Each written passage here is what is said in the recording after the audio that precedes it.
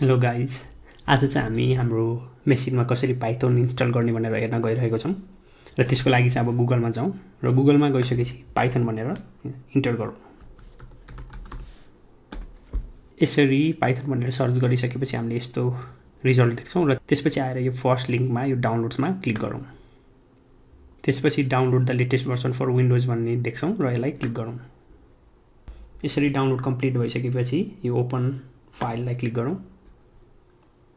त्यसपछि आएर install now भनेर क्लिक गरौँ। त्यसपछि हाम्रो सेटअप सक्सेसफुल भएको छ र यहाँ हामीले यसरी मेसेज देख्न सक्छौँ। त्यसपछि new to Python start with online tutorial छ र at your terminal type PY to launch Python भनेको छ।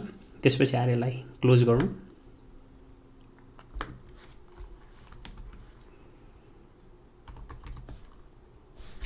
त्यसपछि आएर पावर सेल भनेर सर्च गरौँ र पावर सेललाई ओपन गरौँ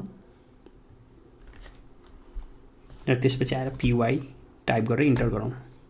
यसरी PY कमान्ड हानिसकेपछि पाइथन 3.12.4 भनेर देख्न सक्छौँ र यसरी हाम्रो पाइथनको रिपल एक्टिभेट भएको छ। यसलाई टेस्ट गर्न लागि अब